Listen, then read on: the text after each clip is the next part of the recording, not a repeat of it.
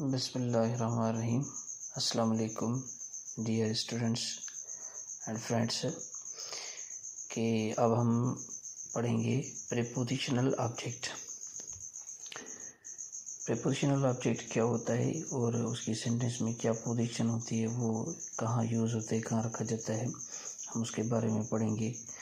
तो ये प्रीपोजिशनल जो ऑब्जेक्ट होता है, in object of a prepositional is a noun, pronoun और नाउन इक्विवेलेंट।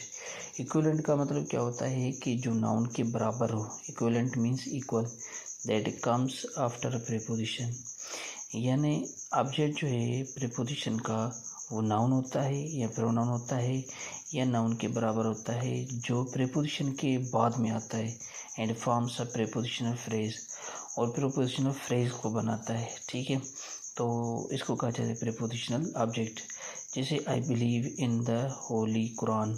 ठीक है, अब देखें कि ये वर्ड यूज़ हुआ है इन, ये इन प्रीपोजिशन है और उसके बाद ये क्या है, होली कुरान। ठीक है, कि ये होली कुरान, होली कुरान क्या है, ये कुरान जो है ये नाउन है, होली जो है ये एडजेक्टिव है। ठीक है, तो I believe in the Holi Quran. अब ये देखें कि ये जो इन है, ठीक है, the object of a preposition in, यानी ये होली कुरान जो है वो ऑब्जेक्ट है किसका, प्रीपोजिशन इन का। ठीक है, तो इसको कहेंगे कि ये क्या है, ये प्रीपोजिशनल ऑब्जेक्ट है। ये एक फ्रेज बना रहा है। फ्रेज क्या होता है कि ग्रुप ऑफ वर्ड्स होता है। ठीक है, तो ये ग्रुप ऑफ वर्ड्स बन रहा है तो इसको फ्रेज कहेंगे, और वो फ्रेज किसका है।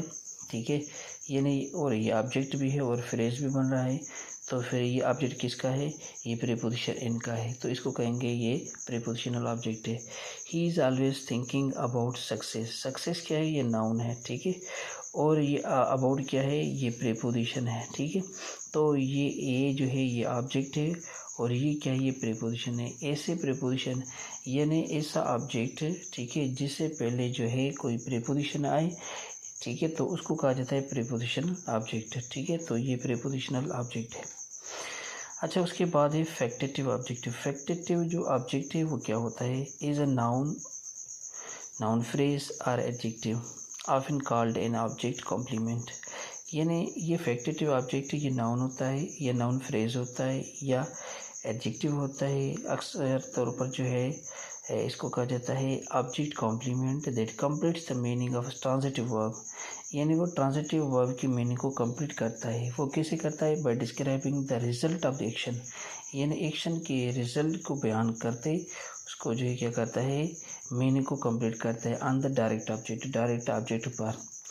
देखें कि they made him captain, they made him, they made what, they made him what captain.